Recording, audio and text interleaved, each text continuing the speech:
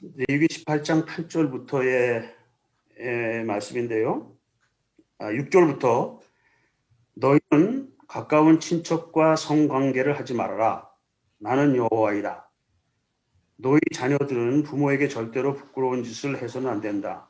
또 너희는 아버지의 첩에게 부끄러운 짓을 하지 말아라. 너희는 친자매이든 의붓자매이든 그들이 너희와 한 집에서 태어났든지 다른 곳에서 태어났든지 일체 그들과 성관계를 해서는 안 된다. 너희는 친손녀나 외손녀를 욕보이지 말아라. 그들은 가까운 친척이다. 너희는 의부인 누이와 성관계를 하지 말아라.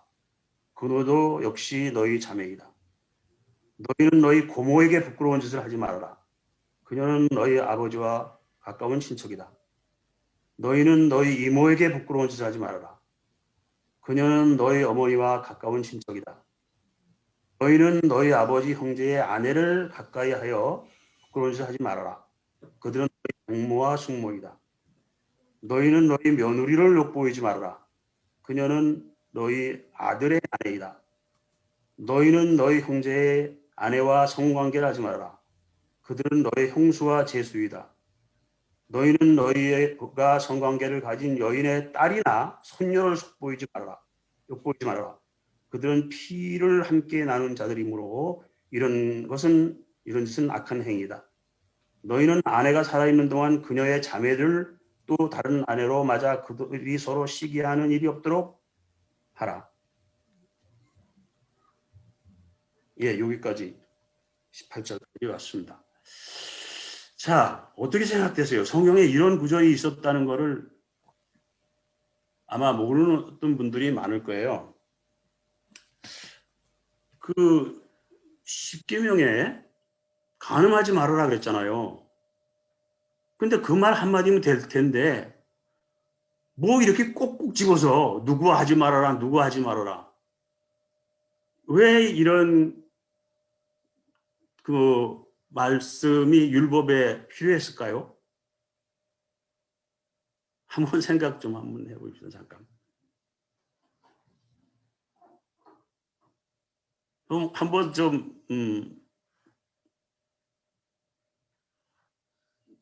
이 퀘셔너블한 문제인데 한번 느낌이 있으면 좀 얘기 좀 해보시면 좋겠어요.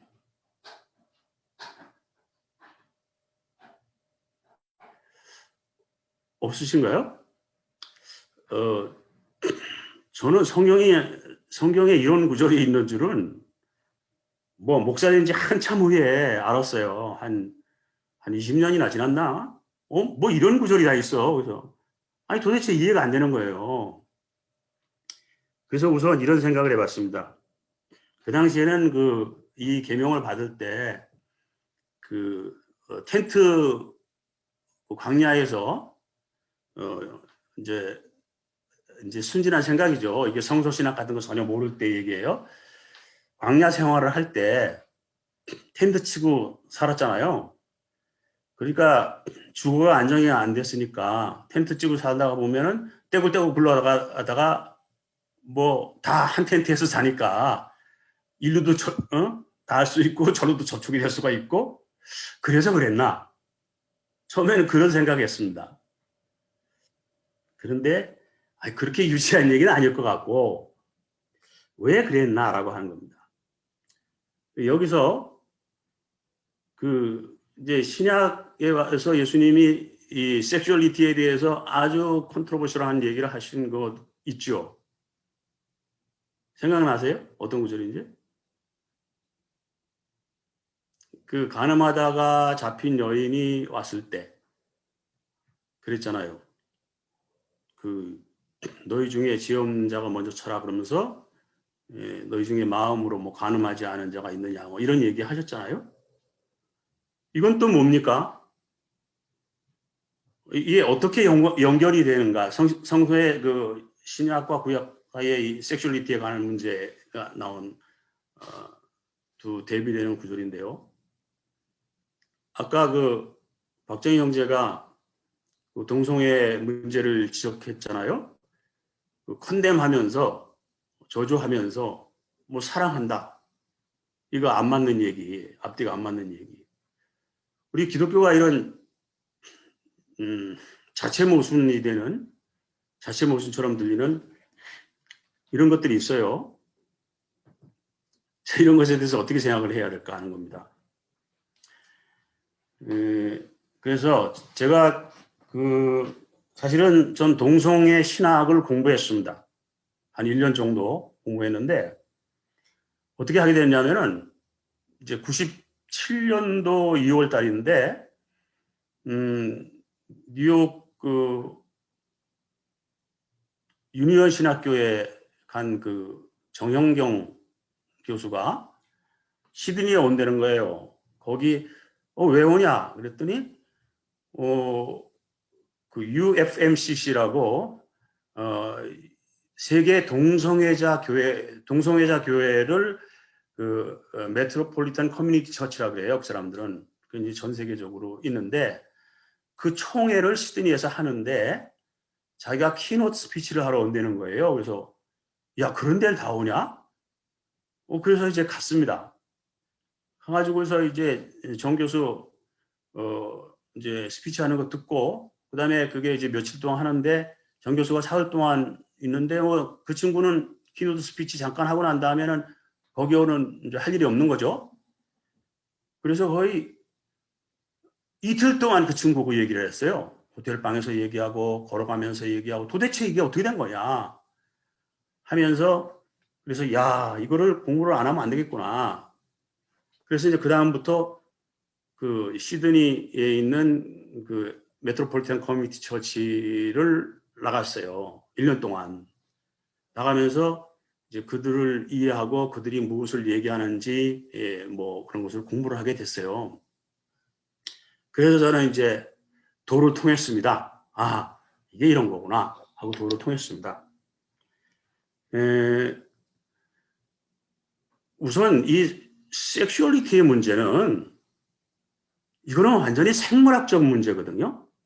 인간에만 섹슈얼리티가 있는 게 아니잖아요. 모든 자연 동물에게도 다 있는 것이고. 그런데 인간에게 있어서의 섹슈얼리티는 다른 동물과 다르겠죠. 그게 이제 뭐냐라고 하는 거죠. 그래서 그거를 예수는 성경은 어떻게 이해를 했느냐, 아니 말하고 있느냐라고 하는 거죠. 일단 이것은 공동체를 전제로 한다는 거죠. 공동체를 전제로 한다는 거. 그러니까 레위기 18장의 그 얘기가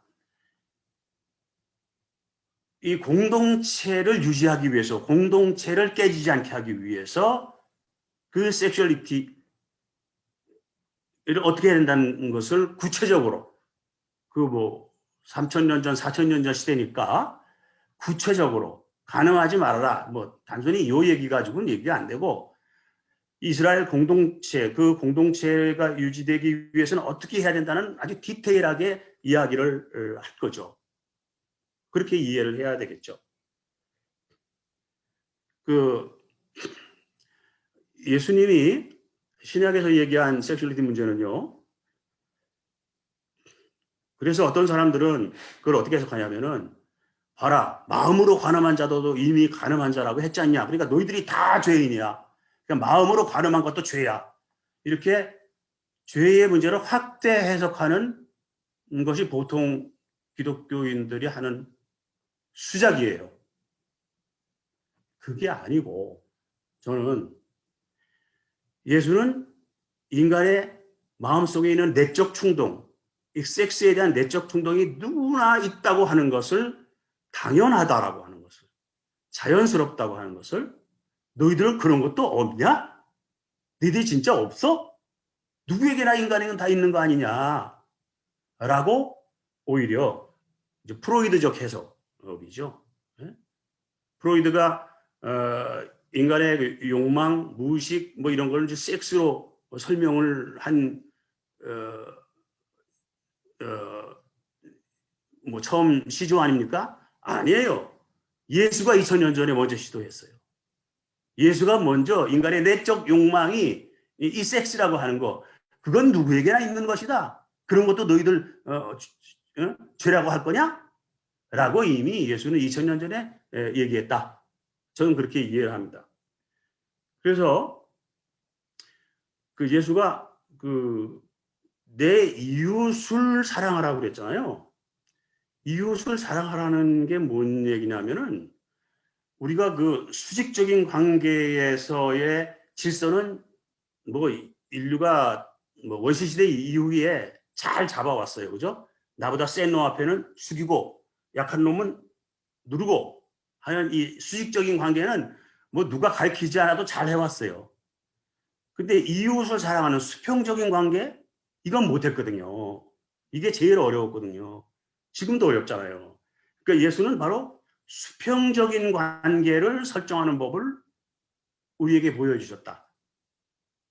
이렇게 생각이 되는 거죠. 그러니까 수직과 수평이 맞아서 정말 균형이 맞는 세상의 균형을 잡아주신 분이다. 저는 이제 이렇게 생각을 해요. 그 중에 하나가 이 섹슈얼리티의 문제다라고 하는 거죠. 지구상에 70억 인구가 살고 있는데 세상에 70억 인구가 한 남자와 한 여자만 딱 70억 중에서 그렇게 딱 돼야 된다. 이게 됩니까? 이게 가능한 거예요? 기독교가 그런 걸 가르치는 걸까요? 70억 중에서 딱 하나가, 알았지? 딱 하나만 해야 되다. 그 나머지 전부 다 가늠이야? 이거 말이 안 되잖아요. 말이 안 되잖아요. 성경을. 제가 사실은 이걸 깨달은 것은 30살쯤 됐을 때요. 어떤 일이 있었냐면요. 제 이제 신학교를 저하고 이제 같이 시작한 분이 계세요. 김 목사님이라고 계시는데, 이분은 사업을 하다가 저보다 나이가 8살 많은 분이었는데, 저는 뭐 일반 대학 다니다가 이제 신학을 갔지만 그분은 졸업을 하고 늦게 신학을 왔어요. 근데 이분이 신학을 조금 공부하다가 그만두셨어요. 그런데 그 다음에 내가 이제 목회를 하고 있을 때 다시 신학을 이제 뒤늦게 사업을 하다가 들어와서 시작을 하셨어요. 근데 그분이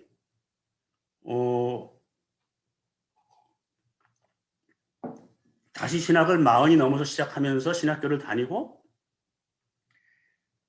교회를 개척하고 있다는 거예요. 근데 그분이 기도원에 금식 기도를 하러 들어가셨대요. 그래서 그때는 뭐 금식 기도가 유행이라서 저도 이제 같이 아무개 형님이 금식 기도 하는데 오래간만에 만나기도 하고 그래서 나도 금식 기도 해야 되겠다. 그리고 칠부산 기도원이라는 데를 갔어요.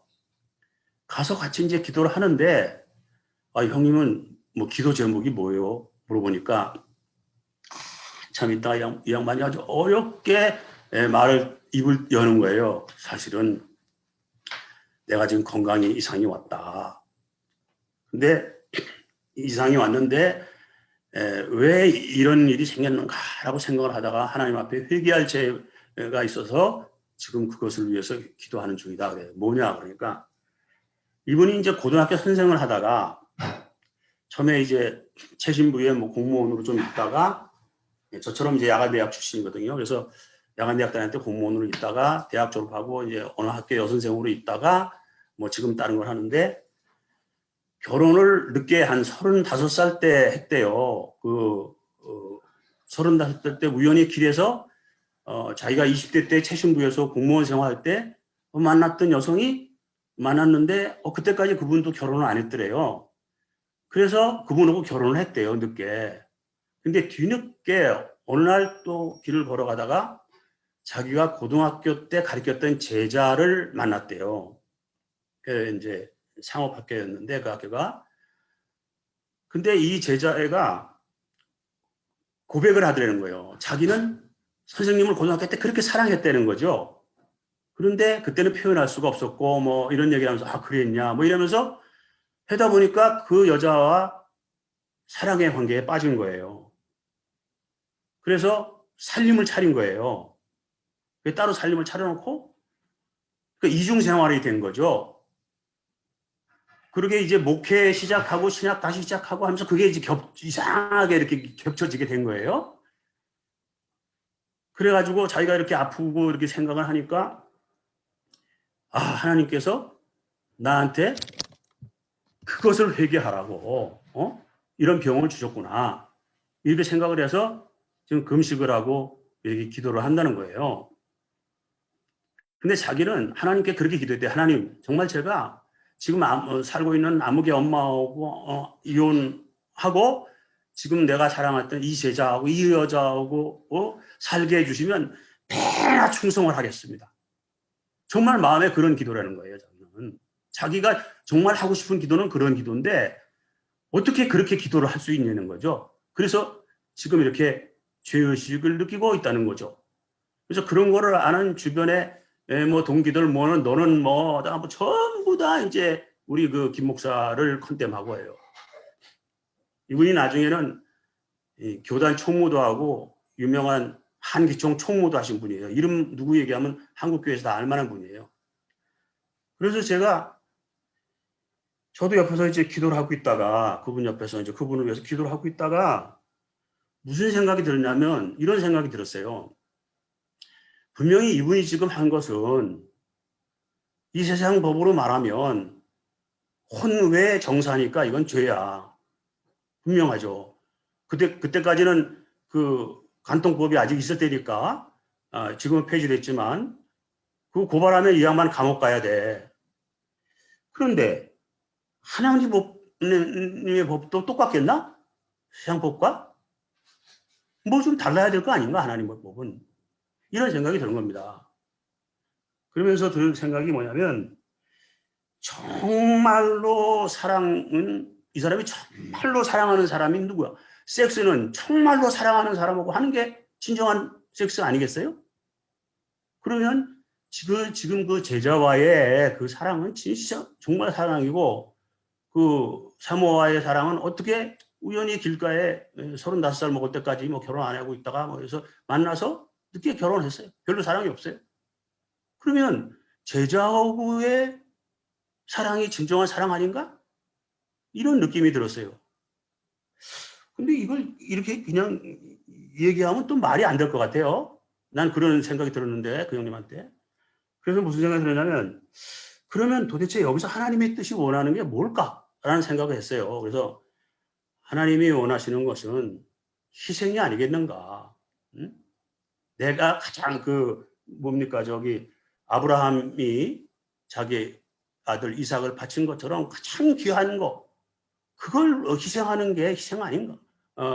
하나님의 뜻이 아닐까? 그럼 이 사람한테 제일 중요한 희생, 하나님 앞에 보시기 아름다운 희생은 뭔가? 자기가 가장 사랑하는 여자, 아름다운 사랑하는 여자, 그 사랑을 희생하는 것이 하나님 앞에 아름다운 것이 아닐까? 그런 생각이 들었어요. 그래서 내가 저도 한 일주일 금식하고 난 다음에 하루는 형님 얘기 좀 합시다. 근데 그런 얘기 했어요. 형님 내가 기도하는 중에 이런 생각이 들었어요. 형님이 지금 그 제자를 사랑하는 건 전 죄라고 생각하지 않습니다. 제 생각에는. 그걸 죄라고 하면 좀 뭐 이상합니다. 그러나 어떤 것이 죄의 문제가 아니라 지금 이 순간에 하나님이 가장 원하는 바가 뭔가라는 겁니다. 할 때는 당신이 형님이 그렇게 사랑하는 그 여자와의 사랑을 희생하는 거, 그 하나님을 위해서 버리는 거, 나는 그것이 가장 귀한 게 아닌가 이런 생각이 듭니다. 그랬더니 그 나보다 8살 많은 그 형이 손을 바닥을 딱 쓰면서 아니 전도사님 어떻게 그런 생각을 했어? 그래서 몰라요 나도 기도하다가 그런 생각이 들었습니다. 그래서 그 다음부터 맞아 그게 하나님 응답인 것 같아. 이렇게 돼가지고 어떻게 했느냐 하면은 다시 그렇다고 그 여자가 이 형님만 믿고 사는데 그냥 차버릴 수 없잖아요. 그러니까 그 다음부터는 이제 이 형님이 그때 사업을 했는데 그 집에 갈 때는 혹시라도 유혹을 받을까봐 나하고 같이 갔어요. 그 승용차 타고 나는 차에서 기다리고 그 형님 들어가서 생활비만 주고 나오고 이렇게 이제 해서 결국은 어떻게 해서 그 여자를 사랑하는 여자를 떼어보내고 미국으로 보내고 그리고 가정으로 돌아와서 그래서 잘 가정을 지키면서 훌륭하게 목회를 하고 나중에 한기총 총무까지 했어요. 자 여기에서 그때 이제 그 사모님은 나한테 막 퍼붓고 목사님은 어떻게 그럴 수가 있느냐고 다른 사람들은 다 우리 전도사님 옳은 길로 돌아오기를 위해서 기도하고 있는데 목사님은 말이야 그러냐고 나한테 막 욕을 하고 그러기도 했어요. 그러나 그걸 과정을 거쳐서 그러면 그 형님은 아주 훌륭한 목회자로서 삶을 살 수가 있었어요. 자, 여기서 그냥 일반적인 시중에서는 잣대만 들이대면 무슨 해결책이 있겠어요, 여기서. 지금 생각해도 잘했죠, 제가. 근데 뭔가 제가 기도하면서 받은 은혜였어요. 그때 제가 나이 30입니다. 뭘 알겠어요. 근데 기도하니까 하나님께서 그런 진심으로 기도하니까 그런 그 은혜를 주시더라고요. 자, 이렇게 여기서 줄이겠습니다. 섹슈얼리티와 사랑은 이렇게 구별이 되고 성서는 다르다. 그냥 이때까지 우리가 가지고 있던 교회에서 얘기하는 대로 그냥 뭐 무슨 뭐 무자르듯이 간단하게 그렇게 얘기할 수 있는 거 아니다. 라는 것이 오늘의 제 휴먼 라이브러리입니다. 자, 여기서 마치겠습니다.